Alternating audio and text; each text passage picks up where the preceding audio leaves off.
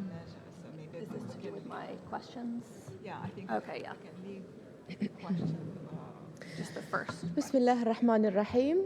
Good morning, everyone, and welcome to the third and unfortunately last day of the ITU Digital Forum.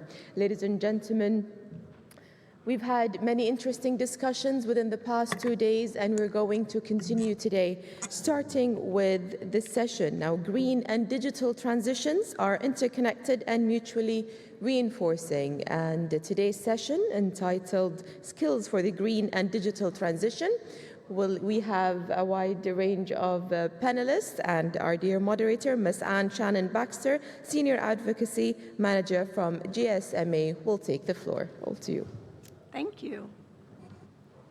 Good morning. Welcome, everyone, to this discussion on skills for the green and digital transition. As you heard, my name is Anne Shannon Baxter. I'm Senior Advocacy Manager on the Digital Inclusion Program at the GSMA, and I'm delighted to be moderating this panel today. A bit of background on my work on GSMA and skills specifically.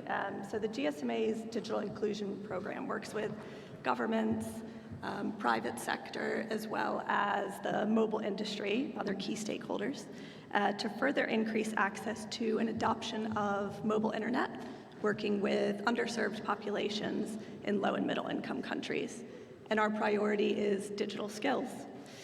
Through our research, our free training materials and partnerships, to date we've reached 70 million people, impacted the lives of 70 million people with basic digital skills. We plan to do much more. Today, we're going to explore the interplay between both the digital and the green transitions, particularly their impact on skills and jobs.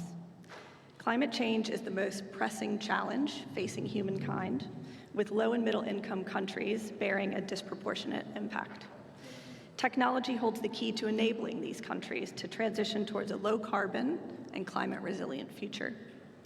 Digital solutions are pivotal in driving climate action by reducing greenhouse gas emissions, building resilience in vulnerable communities, as well as promising sustainable management and protection of natural resources.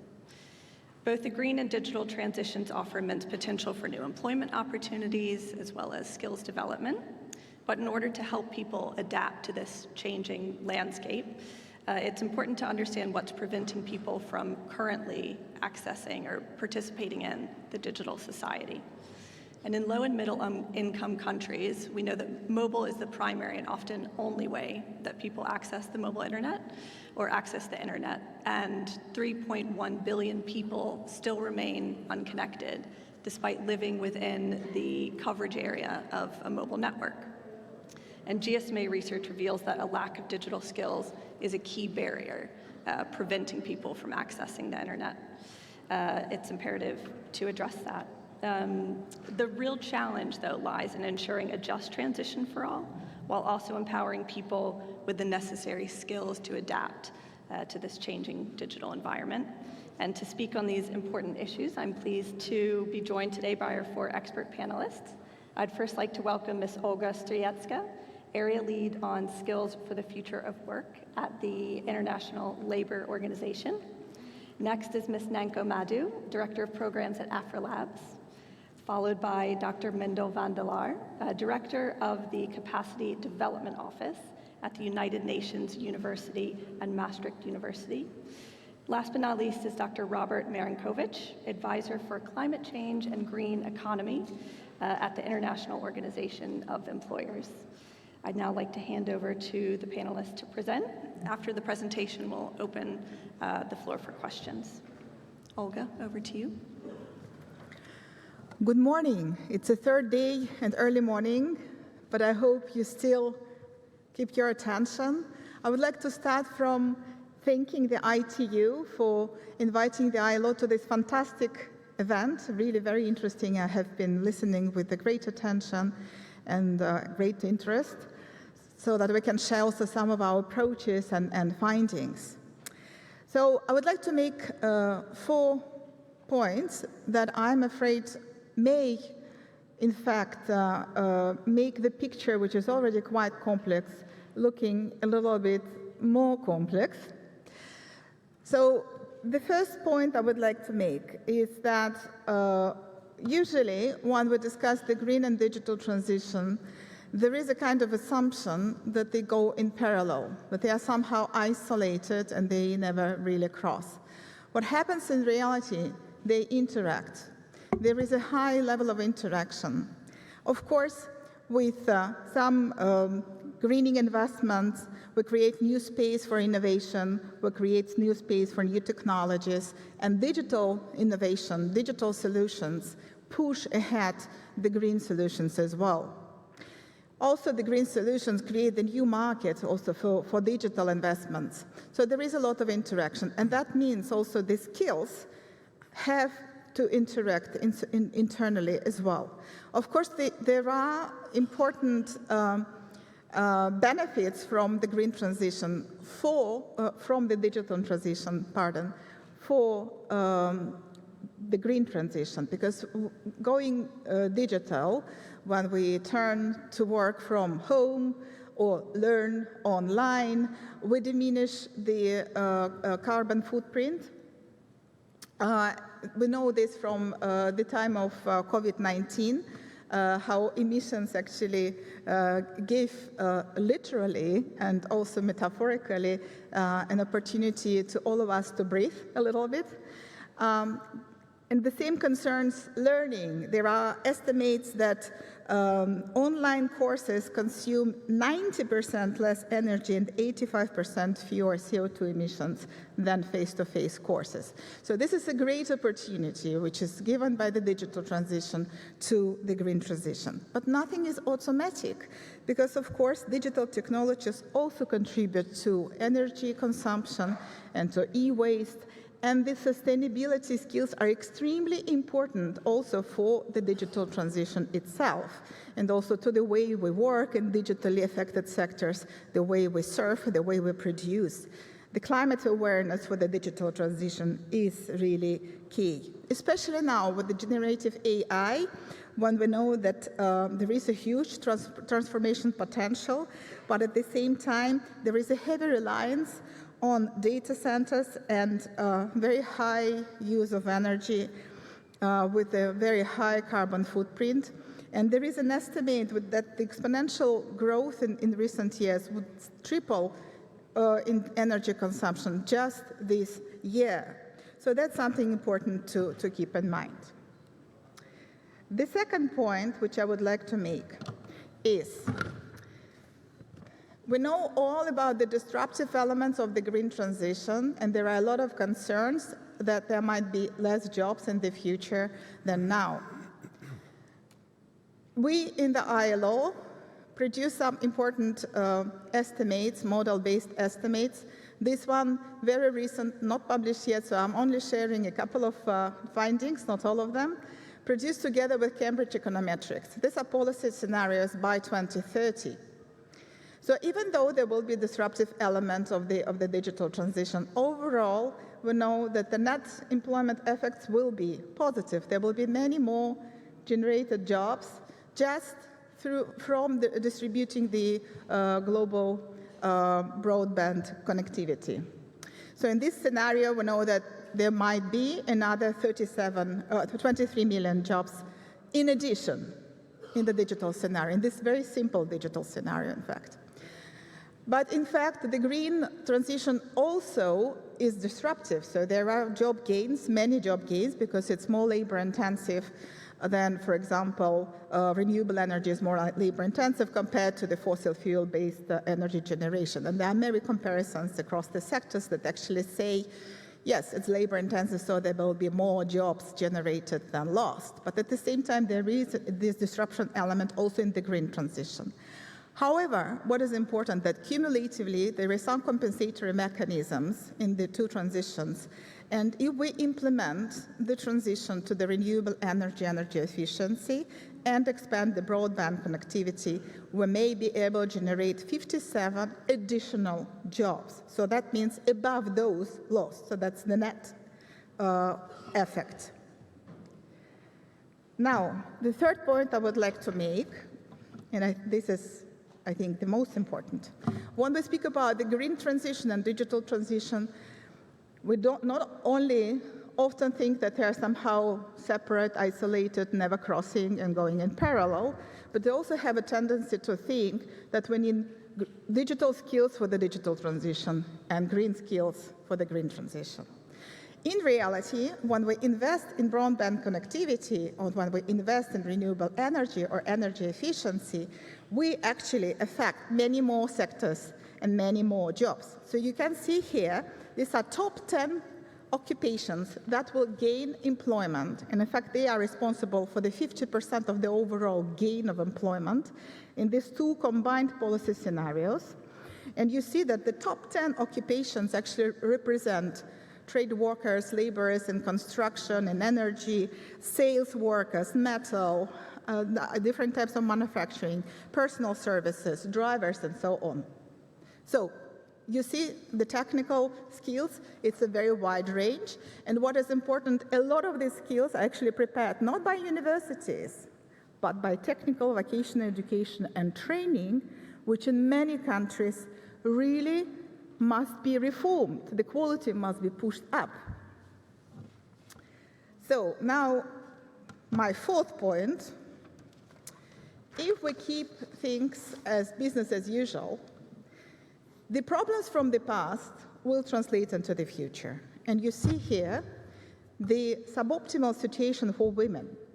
And it's not only in the digital jobs, which might not be very surprising, because this is the trend which repeats the pattern from the past.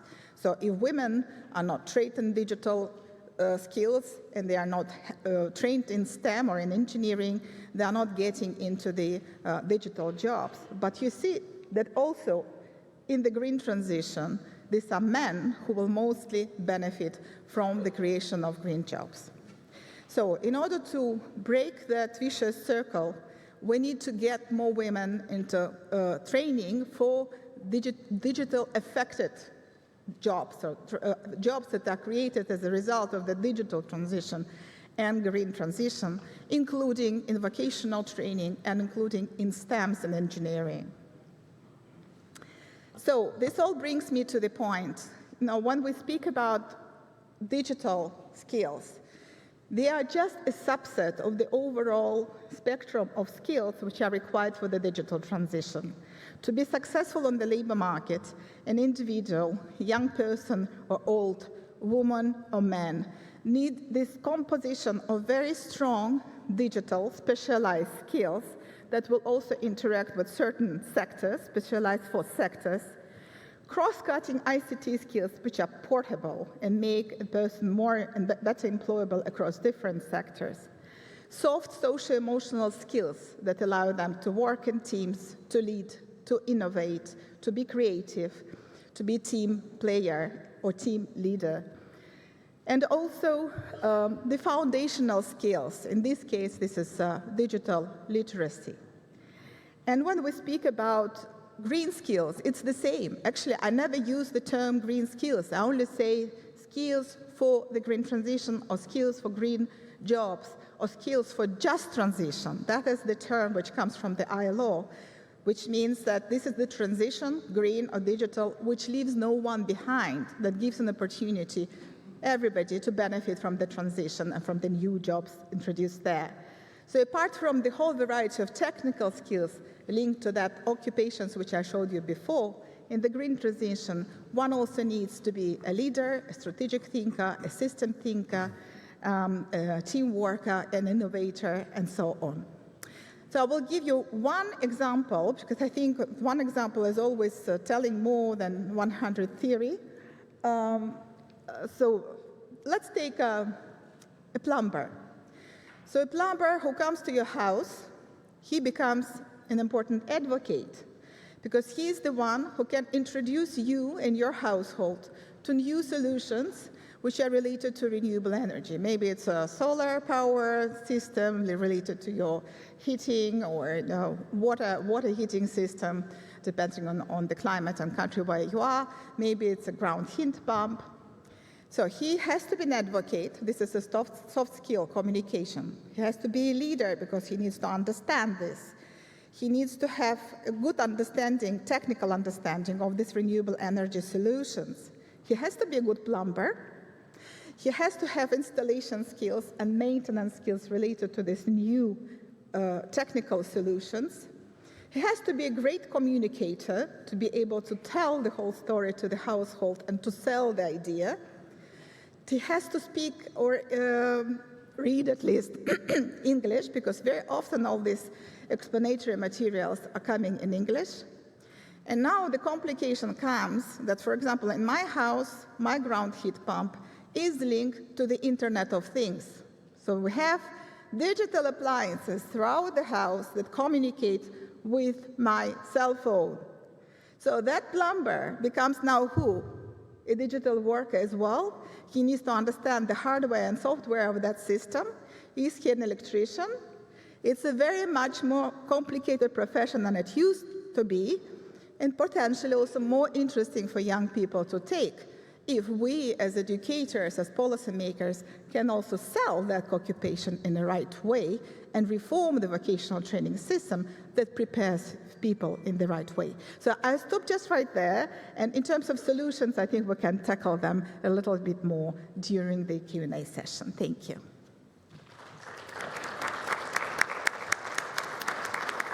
Thank you, Olga. Over to you, Nanko.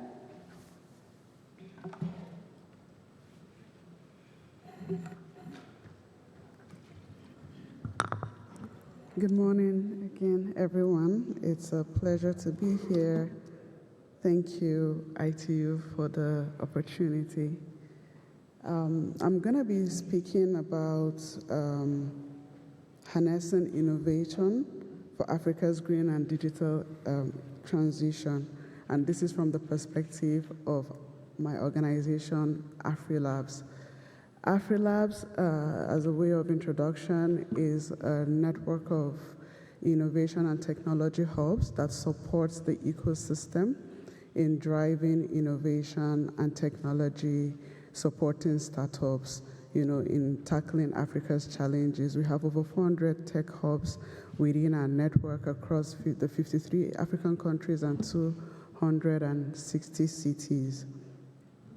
The objective, or what I'll basically be talking about in my presentation, is one, highlighting the opportunities and key challenges that exist within Africa around hubs in addressing them. Promoting AfriLab's role in skills development around the green economy and what AfriLabs is doing to empower women and youth in the green space, as well as speak to the policymakers here on how they can contribute to, enhancing the green sector. Now, while a lot of challenges, I'm sure over the past couple of days, or just by the way that we work, we've seen a lot of challenges. I'm going to just highlight a few of those challenges, but opportunities also exist, that can help us to move this sector forward. For the challenges, we have expensive mechanization equipment for innovators, for startups within the space. These technologies that enhances their work is super expensive for them to procure. We have very, very limited specialized hubs. Out of the 1,000 plus hubs on the continent, only about 150 are specialized in providing support to innovators and startups in the green space. We have limited data, so research and data, that enables decision making is limited, as well as access to funding and capital for the startups and innovators to be able to fund their innovations and enterprises. Now, the opportunities are also there. There's an increased internet usage among youths. As of 2021, the penetration in Africa was about 21%, but currently it's at about 40% and growing. So that presents an opportunity that can be leveraged upon to drive the twin transition. Also, adoption of smart farming and technology across the continent. So we've seen an increase, a rise in adoption of these technologies for farming, agriculture in Africa. There's also increase in the development of green startups. So a lot of the startups in the green economy have also increased. That shows that there's a viability and an opportunity that can be leveraged upon. And finally, the development of smart cities. Governments are now being very intentional in building smart cities. If you look at Rwanda, the Rwanda smart cities, and other smart cities across the continent, there is a drive and a present an opportunity. Now, AfriLabs has done a number of things to support or address the challenges that I've just mentioned. One is in capacity building and skills development. So one of the challenges that we noticed is that innovators and startups come up with brilliant ideas, that solves challenges in, for example, farming or whatever sector it is that they are working in. But the challenge is the skills the skills they require to function in that space, right? So in a lot of our programs, one of which is the Youth Adapt program, beyond supporting the startups with funding, we also build their capacity and build their skills to be able to function better and provide more solutions and be successful in those spaces. In one of our programs, I remember we're looking for startups to fund, and it was amazing that we had to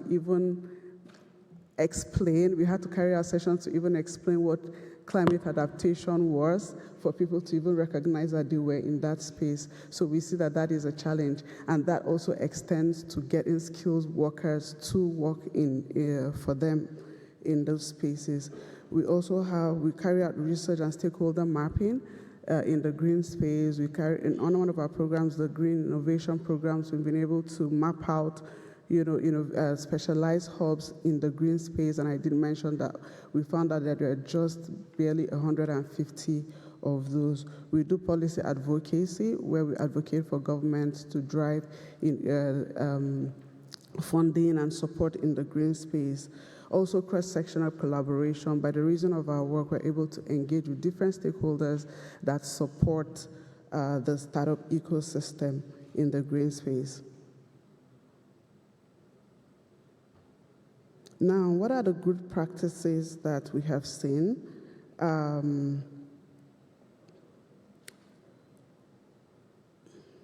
We've seen that effective policy measures, can enhance,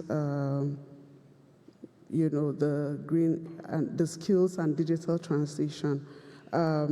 We've developed policy pathways. I mentioned a bit of this already. That helps us to drive growth within that space. The policy promotes the integration of green and digital skills into education and vocational training for startups and innovators. We've already also worked on developing harmonized frameworks that government can use so that there's cross-governmental drive and policies for the sector.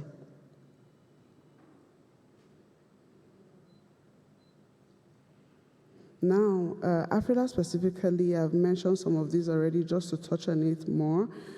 We've done collaborative learning and skill sharing under our GCA program, for example, which is a 12-month program that gives funding to over 23 startups, $100,000. We offered capacity building acceleration program to them, out of which they have in turn developed the skills of over 23,000, smallholder farmers, etc., for them to be able to leverage on digital technology tools that they provide. We've also offered, training to women under the Green Innovation Program, where smallholder farmers, women particularly, over 4,400 of them, were trained on precision farming, financial management, and 900 of them, based on that training, were able to go ahead and access additional funding. We are big on youth and women. So yes, in our programs, we're driving capacity building, skills development for women and for youth on the continent. Now, in conclusion, I want to recommend a number of things to the policymakers here. One is for them to strengthen and enforce legal frameworks for youth and women entrepreneurship, being very deliberate in ensuring that women are supported and are driven and are carried along through STEM training, like Olga mentioned, right from the early stage, and building their skills. We also want the government or policymakers to have a plan, right, come up with a structured plan for skills development and digital transition for youth and women in their community, leveraging on data, monitoring and evaluation to ensure that, they're upgrading the support that they offer, they're learning from what is working, what is not working, and they're growing. I'm going to stop there. Thank you so much. Thank you. Thank you very much. Now we'll hear from Dr. Mendel van der Laar.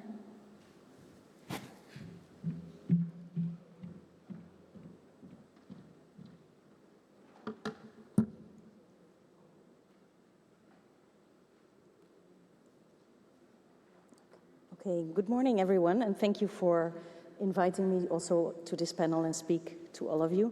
My name is Mendel van der Laar. I'm working for United Nations University and Maastricht University, and I was asked to talk about the role of higher education in this skill development. As a first start, like my colleague Olga already said, I would like to flag that a lot of the skills that we need for the digital transition as well as the green transition are skills that also overlap. Those two transitions are mutually reinforcing, and the types of skills that we need to enable countries and societies to tackle both are to a large extent similar, but there is also a box in the middle, the colored box here, that would allow for some explanation. The generic skills like leadership, management, soft skills, but also the meta skills like trust or ethics are also both influencing the digital skills transition and the green skill transition, but the specificities, the hard skills, the knowledge, and the softer skills on how to tackle the green and digital transition are often specific as well. I asked many of you in the past few days what would be those skills that you in your context would need. And roughly I came up with the following 4 groups. There's an e-waste skills. How do we use the e-waste for commercial purposes like art? How do we sell that art? But also awareness among populations that there is waste in the digital devices that we have and that we maybe should segregate the digital waste as well, or not throw away devices but use them a bit more. But also, how do we make sure that the waste industry, the segregation and waste reduction industry is safe also for the people working in it? The second group was the energy use and reduction group. Basic awareness that the tools and devices that we use take energy is important, but also the data centers that we use to send our emails and to use AI services take energy. We could actually use hard skills to develop new equipment, new tools to, for instance, use solar panels to create some of that energy. Equally, in e-commerce and services, the use of platforms is very useful and might benefit the green transition. For instance, ride-sharing apps or Airbnb housing apps that could allow us to share the services and the materials that we have, but also e-learning that will allow us to travel less and use less paper. And the last example is less often mentioned, but today it already came up, is the policy design and evaluation. Through the digitalization, we have a lot more data and a lot more information, and we would want to use that to actually allow for a more sustainable society. So we need to start learning how to use the databases that we have to evaluate and design better policies for sustainability.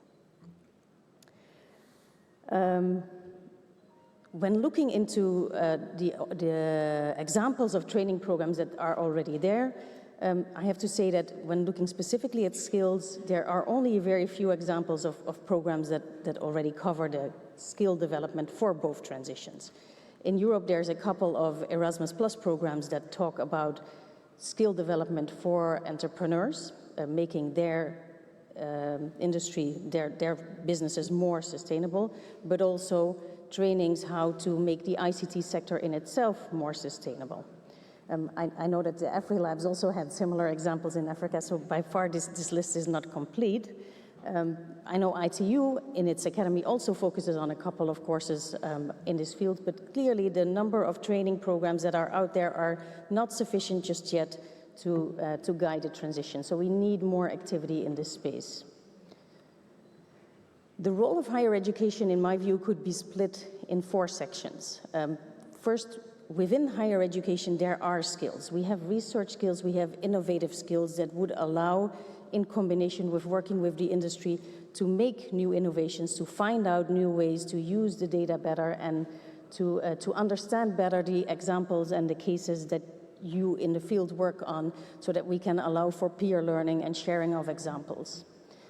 We also need to adjust our degree education. We need to train the youth in these new fields that the labor market needs so badly. So that means programs like data science, digital transition programs, sustainability programs, and these programs need to work on the basic skills that we teach the students so that once they enter the labor market, they are able to help making that transition move forward. But also we need the working population to be trained and retrained. The youth is not able to pick up on all the jobs that we have so far. So we need to make sure that the current working force is well aware of the digital needs that we have for sustainability. Now, not all digital skills are supposed to be trained by higher education. At community level, through informal learning, there is a lot of space to focus on the basic skill development.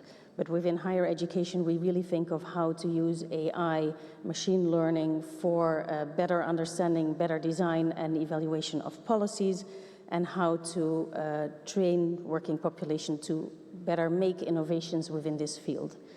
We cannot do that alone. We know that there's a big divide in funding availability between the global north and south, yet these transitions also happen in the global south, so we need to make sure that there's funding available for people to be trained also there to focus on the contextual needs that are out there. And then also within higher education, we need to be mindful of this transition.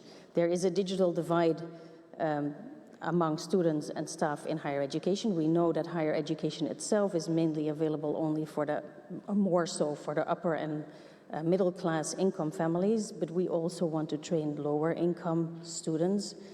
But we also need to be aware that there's a skills divide between the youth and the older, and that means that we may need to reskill some of the higher educational staff as well, and be mindful that we need to bring institutions on board in this transition as well. Thank you very much. Thank you. Thank you so much. We'll now hear from Robert Marinkovich.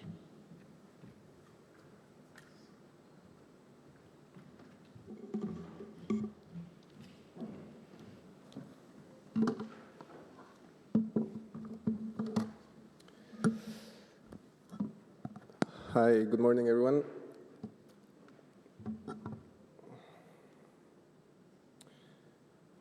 So first of all, before I start with the presentation, I just wanted to give you a very short summary of the organization I work for, the International Organization of Employers.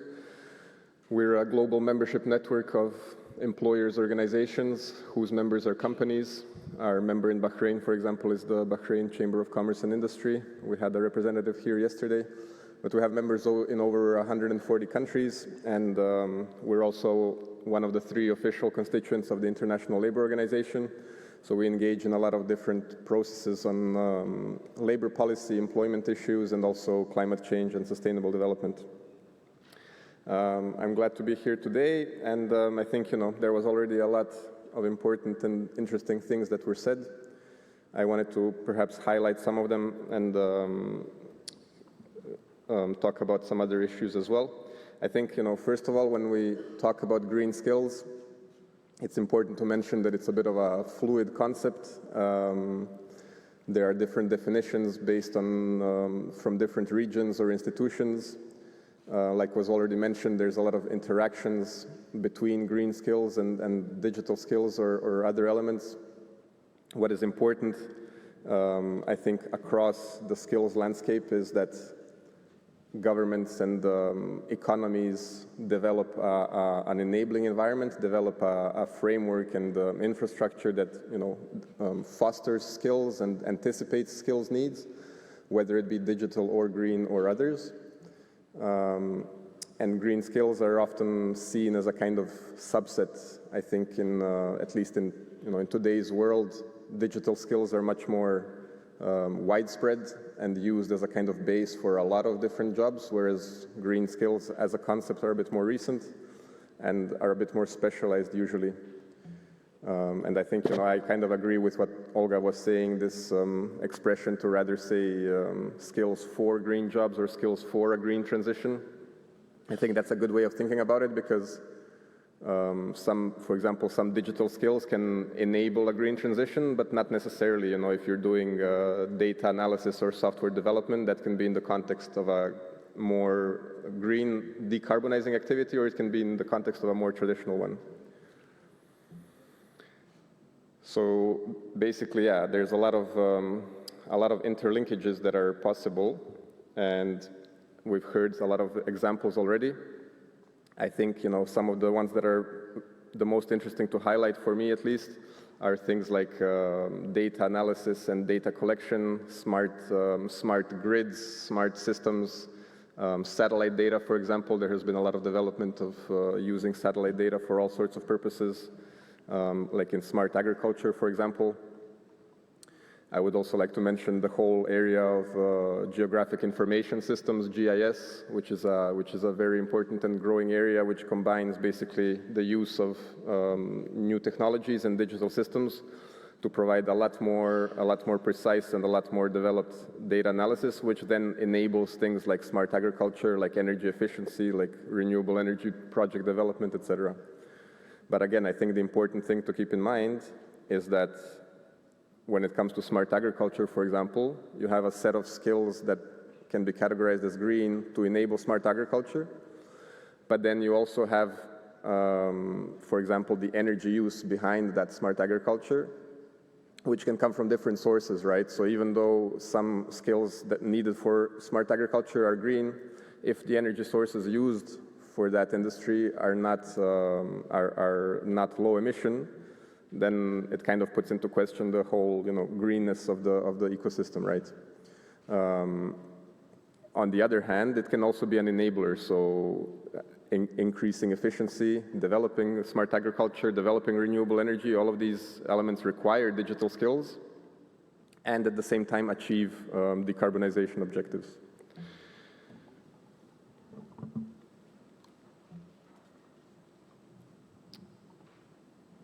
So here I also wanted to say that, like was mentioned before, there are a lot of opportunities out there for using and combining green and digital skills for achieving sustainable development objectives. I think it's also important to mention, like I said before, and this also comes from an ILO study, is that digital technologies and skills are currently impacting labor markets much more than green skills, right? When it comes to automation, when it comes to the platform economy, using things like smartphones, computers, etc. Their impact and effect is much more widespread on today's labor markets across all regions than green skills. I think green skills are more recent and coming up, but there's still a lot more work to do. When it comes to the opportunities, there's some data on this slide, especially when we look at green jobs and green skills, obviously, and like the scenarios from the ILO show, we can create a lot of jobs through implementing some of these new ways of working. But again, the important thing to keep in mind is that all of this data and all of these positive opportunities and scenarios are based on scenarios. They're based on the idea that we implement certain things and we do things properly. So none of this will happen automatically, none of this will happen by default. It will only happen if we have an enabling environment in place, which supports, first of all, education systems and training, which supports access to all of those things, which supports enterprises to implement new ways of working and new technologies. and at the end of the day, create jobs, right? So you can have all the skills you want, and I think, this can also touch on the whole area of migration. You can have all the skills you want, but if the job to use those skills is not available, then the skills are not being put to use. So you have to, sometimes people have to migrate, or basically we need systems in place which can use the skills, and we need systems in place which can create those skills, enable them, and then also create the jobs in the labor market. Before I run out of time, just the last 2 slides basically is, first of all, what governments should do in enabling skills, digital and green. Like I said, they need appropriate policy frameworks, and they need a lot of collaboration with employers, with workers, with education institutions. We need, at the end of the day, we need resources in place, right? You need financial resources, you need human resources, you need to put in place policy frameworks. And I think there we still have a lot of work to do in many regions. And finally, also, what is the role here for employers? Here on the slide it says EBMOs. These are employer and business membership organizations, so organizations that are members of IOE, for example. I think I would also like to mention the circular economy as a kind of interesting framework that can combine both. We heard a little bit about it from the e-waste management and the repair industry, but employers basically need to anticipate and be flexible. We need a lot more skills anticipation. We need a lot more analysis of labor market needs. And we need to take into account some of these challenges like the geographic misalignment. If you have a renewable energy project, it will use digital and the green skills. But once that project wraps up, you're going to need much less people to maintain the project and keep it going, right? So what do you do with the people who have now basically finished their job, and maybe they have to relocate to another area where there's another project, or maybe they need to be retrained to do another type of work? So there are a lot of temporal and geographical misalignments. And sometimes people have to migrate, sometimes people have to be relocated, sometimes the employer has to provide housing, has to provide training, has to provide social protection. Government as well can play a role there. So I think beyond the skills themselves, there is a lot of thought to be put into how to enable and use the skills available and create efficient labor markets. So I'll stop there. Perhaps the slides can be shared later. There's a couple of resources here for further reading. Thank you.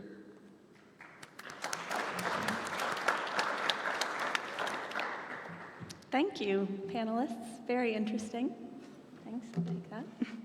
So we've heard about, from Robert, the interlinkages between green and digital skills, the role of governments in enabling those skills. From Dr. Van der Laar, the role of higher education in the green and digital transitions.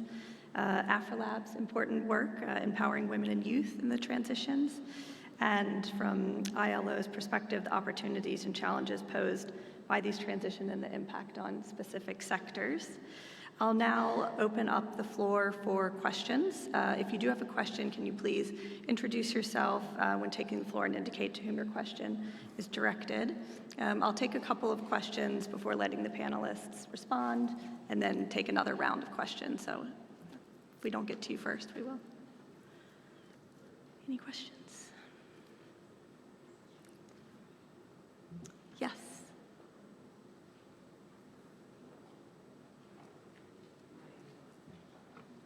Hi, my name is Eva from Ghana. My question is, it appears there is a flurry of activities and ideas flying around with regards to the green solutions and even the digital skills. However, funding is a problem. Do we have a source that we can go to access funding to help us? Because I'll give you an example of what we do in Ghana. We are rolling out, in the government is rolling out 2016 rural sites to get connectivity to the unserved and the underserved. We have grid sites and solar sites. It would be appealing and very good for us if we could access funds to help, bridge this digital divide by getting more rural sites to rural Ghana. So if we can help to access funds, I mean, that will be great. Thank you. Thank you, Eva. Yeah, we actually spoke about this yesterday in the funding challenges. Does anyone want to take that? Let me try to respond. Of course, funding is a great challenge across very different policies related to the digital transition as well as green transition. The scale of required investment into reskilling, upskilling, into reforming technical vocational education training, and also improving the system of lifelong learning is really very large, and therefore it's impossible just to expect that there will be some external fund somehow available. There are important negotiations actually at COP, so there will be COP29 now occurring in Baku, Azerbaijan in November this year. So there is a discussion also on the loss and damage. Loss and damage is a compensatory mechanism to developing countries to entitle them to receive some funding for implementing their nationally determined contribution and other types of planning for the climate policy. And the ILO is supporting and propagating very much that should include also the social policy, the so-called just transition. And I must say, when we speak about reskilling, upskilling, these are very important. I always say that skills are, they basically play that double role of an enabler of change, because if an employer wants to introduce new technology or a new product, this is impossible to do without skills. But the same concerns also policy. So if we have a climate policy or environmental policy more broadly, or digital technology policy, this is impossible to implement without available skills. So it's an enabler, but for this we actually need also a very good coordinated mechanism for policy formulation, for planning of workforce and training, preparing workforce through initial training, the future workforce, but also retraining the current workforce. And therefore we need a very good coordination across different ministries. We work with the Ministries of Labor, but I work in the skills area, and I know how difficult it is sometimes to establish the connection between the Ministry of Labor and the Ministry of Education, let alone Ministry of Environment, Ministry of Energy, Ministry of related to technology, ICT. So we need really to make sure that there is this efficient communication. And then the second function of skills is also a buffer, so enabler and a buffer, because if we want to prevent unnecessary, unwanted effects on people, on the labor market, causing unemployment, underemployment, unemployability, unwilling partial employment. This all, of course, has a cost also, cost effect on the economy and the society as a whole. And if we develop skills in a more targeted way, addressing youth, addressing older workers through some different innovative solutions, that's a win-win for everybody, also for the economy, for government, for employers, and for workers. So in order to make sure that that transition is just, and we also see the role of skills as a buffer, we need to think about solutions of funding where everybody participates, so that there is a funding from employers, and I think Robert would agree with me, funding retraining, upskilling, reskilling opportunities for workforce, investing into apprenticeship training, because that's the future workforce, which is very valuable for employers as well.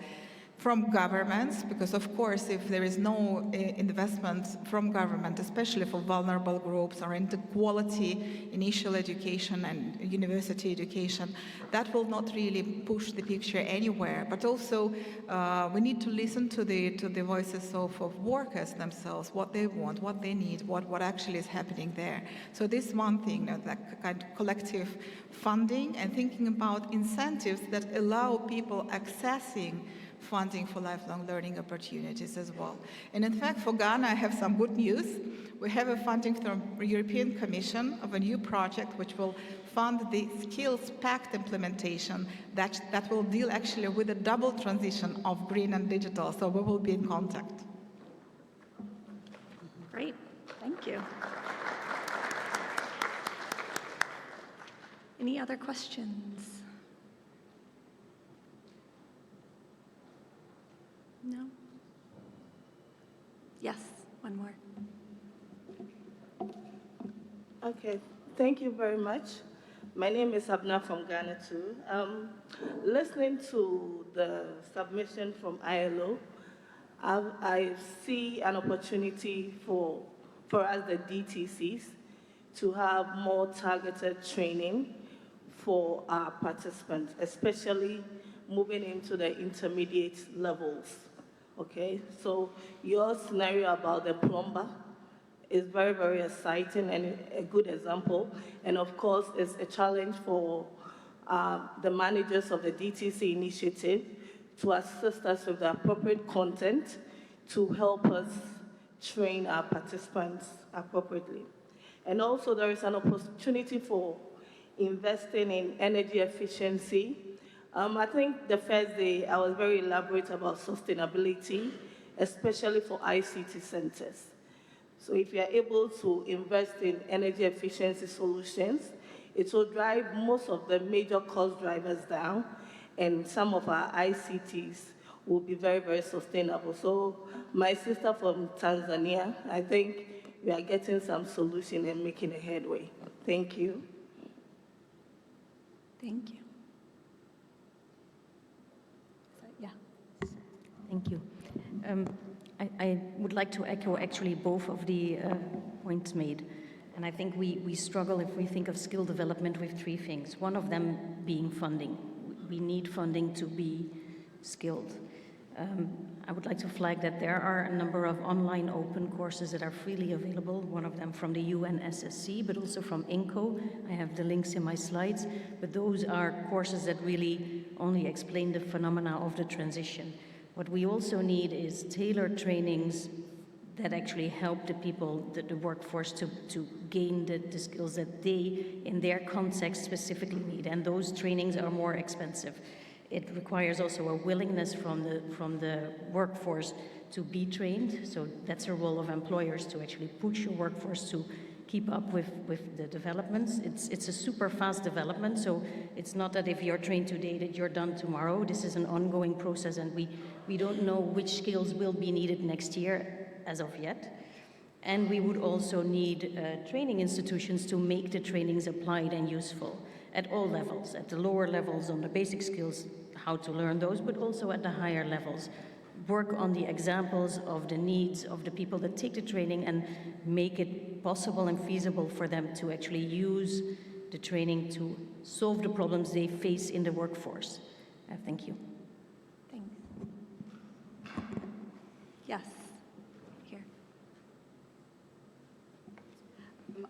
My question goes to Dr. Mindell and Robert. I think they can share the question. There are countries, perhaps like mine, who are still heavily reliant on, coal as part of, energy generation, and we have seen a lot of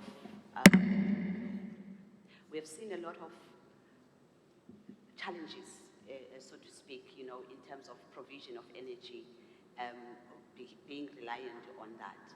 I would like to know from, a research perspective or from the opportunities that were shared by Robert, what are the potential skills that such countries need to focus on in developing the capacity for the country? And two, we have also seen a lot of increase in solar, energy. What would be their input or comment on that? Thanks. Thank you. Should we take one more before going? Yes, Thank you to the panel for a really thought-provoking start to the day. I'm Lella Haloum from IBM. So in my opinion, I think that digital skills and the green agenda in particular offers a really exciting opportunity for students and learners to really provide more of a holistic, purpose-driven education. So I wanted to ask the panel how they thought that the topic and discussion around green and digital skills could really change the wider future of education. Great. Any takers? Yeah, Robert?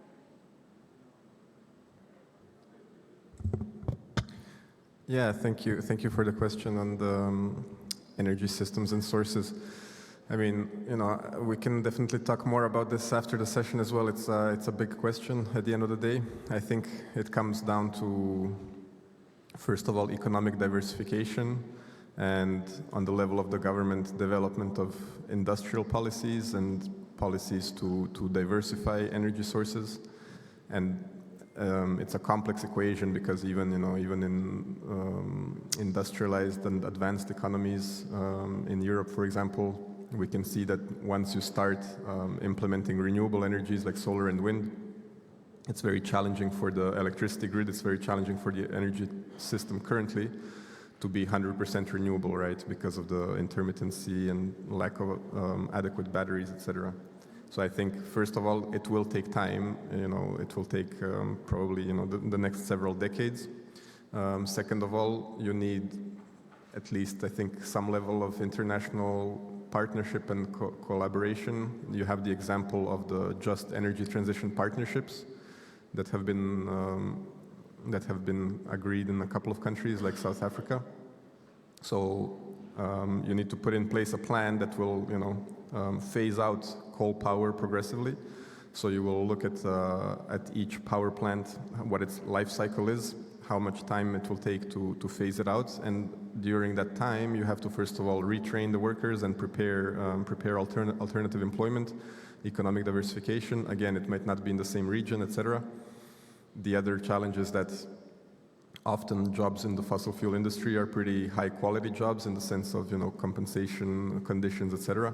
So you need to figure out different types of jobs that the workers will also be willing to transition into. But at the end of the day, I think it's about education and it's about increasing productivity and getting enough resources to be able to do this, and often that involves some international help. Thank you. Maybe to add, I'm from a public policy school, so I really don't know anything about engineering or those kind of innovations. But what is from the educational sector clear is that if there's a digital divide, which there still is, we will also have a digital skills divide, and it will take time and it will take funding and it will take focus to make change in that, because the education is really needed also in the global south. Any more questions? I just want to add. Oh, yes, please. Yeah. So with regards to the digital divide, if you look at Africa, for example, the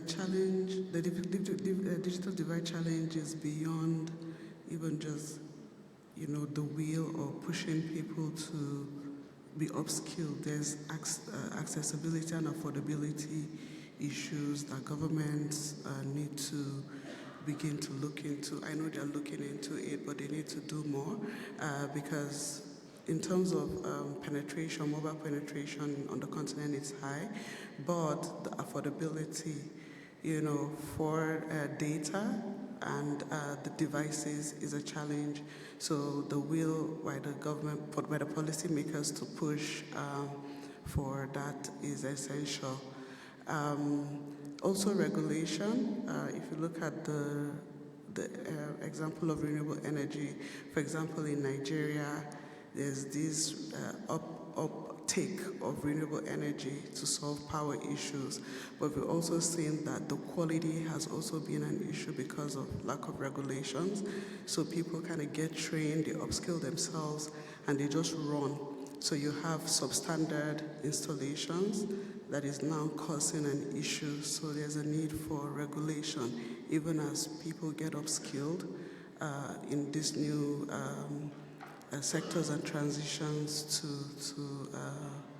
to work. Yeah. Yeah, thank you. Yeah, and just to jump on what you said, penetration is so high, so 96% of the world is covered by a mobile network, yet 3.1 billion people still aren't accessing the internet. Again, it's not just digital skills, but our research shows that handset affordability is a top barrier when we survey people to, you're covered by a network, why are you not using mobile internet? And yeah, digital skills and handset affordability, definitely. Any other question? Yeah. Just adding a little bit on both questions. First, on transition away from coal, it's of course a big challenge, especially in those countries where there is a high reliance on coal. And imagining that we can just overnight retrain workers who lose their jobs in coal mining into some renewable energy might be a little bit naive. So one thing, of course, and as Robert said, should be the paced transition so that people have time also to reskill, upskill. But there should be also some level of social protection. Therefore, informality on the labor market is a huge issue. And in some developing countries, informality is actually 90% of jobs. They are informal. And therefore, people are not really covered by any social protection system. Therefore, if there is a challenge to reskill into another job, another occupation, they don't have an income to sustain themselves and their families. So therefore, this linkage to social protection is extremely important. But then also we need to understand better where they are retrainable, because we speak about employability, but we also have to think about retrainability, where these people will be willing to go to work. We need to look at the statistics of the past to understand where they actually went, to what sectors, what jobs. And we're doing it actually now together with our colleagues from the sectoral development department. And also we have discussed this with IRENA, the International Renewable Energy Agency, to look a little bit more at what is happening in the mining sector, where these people can go and what can be done, because this is the question which is a little bit of a hot potato issue. And now on education and improving the education, I think it's a complex subject which goes beyond funding. Of course, funding is very important, and getting the infrastructure, the connectivity in schools is also important. But what is maybe more important is to understand that without understanding what is happening in the world of work, the curricula and competency standards will be always outdated. So that's why we propagate very much apprenticeship training. We have a new recommendation which was agreed by employers, workers, and our 187 governments that support the quality apprenticeship approach with social protection coverage, with wages, with good working conditions. But also that kind of quality apprenticeship that is interesting for young children, but also for employers to build the future workforce, but also to receive the hands-on practical training. And if you think that apprenticeship training is something applicable only to vocational training, some kind of a lower level of skills, that is not true. Banking sector, digital sector in advanced countries such as Switzerland, for example, relies heavily on apprenticeship training. So it actually penetrates to the higher education sector as well. So this is one thing. But then also, if it's not apprenticeship training, there still should be mechanism or institutions for social dialogue, understanding of what is happening on the labor market for these concrete set of occupations, so that the educational institutions and designers of education are well informed. So we support a lot in countries sectoral approaches in building industrial sectoral skills councils that represent the world of work and education and training, and establish this kind of permanent signaling from the labor market and help to develop and update curricula across the sector. Yeah, I think yes, up there. Thank you. Yeah, very interesting. I don't think we have any time for other questions as our session is coming to an end soon. But I'd like to ask each of our panelists to summarize your advice in just 3 words. Who wants to go first? Robert? Well, 3 words is challenging, but I would like to highlight one word would be informality. I think that's a challenge that is across the globe and can help to improve the baseline. The other word I would like to use is productivity. I think, if we increase productivity, you can create more financial resources. You can solve a lot of other connected issues. And the third word I would like to use is collaboration. At the end of the day, I think there needs to be a lot more collaboration and on specific issues across government, employers, workers, etc. Great, thanks. Okay. Not surprisingly, my words are train and retrain, but focus on the local and contextual and institutional needs to make the training usable. Mine won't be 3 words as well. So one, for policymakers, I would say plan. Okay, plan to skill, upskill, and reskill. In the context of Africa, invest in TVET as a way of skilling. Then at a programmatic level, also I would say collaborate, share, cross-sharing, cross-continental, intercontinental knowledge sharing is very important so people can adopt and contextualize what worked in other climes to their climes. So I will go for 3.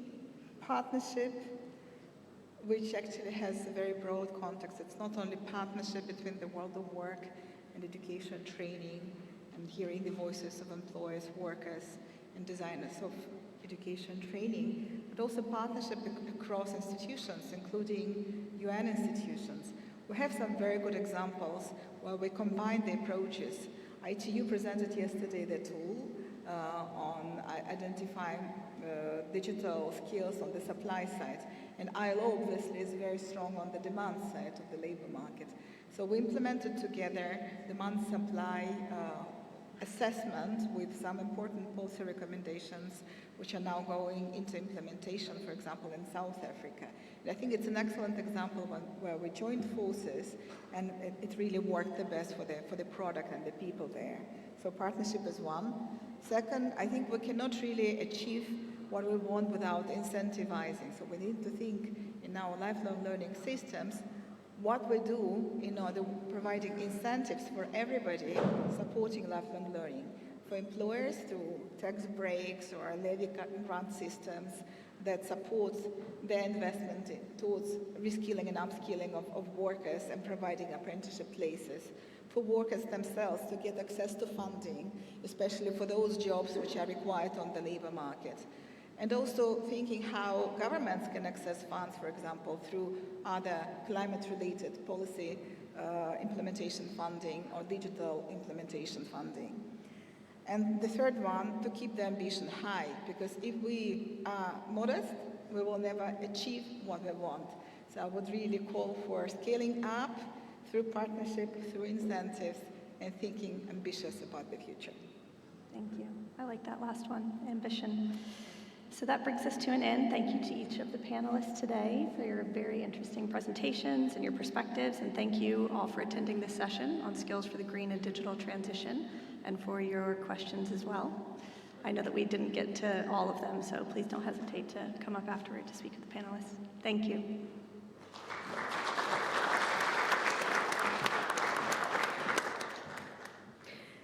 Thank you very much, Anne, and our dear panelists for this very informative session. Ladies and gentlemen, we will take a coffee break now, but before we do so, I would like to remind everyone that if you have not registered for the giveaway yet, please head to the ITU booth to do so. This is your last chance to register for the giveaway. And one more thing, we would like to ask all participants to please share their feedback on the ITU Digital Skills Forum, and that is by scanning the QR code that you will see all around the venue. Once you scan the QR code, we would appreciate if you can share your feedback by filling up the questionnaire. So have a good break, and let's all meet back here at 11:15 for our next session. Thank you very much.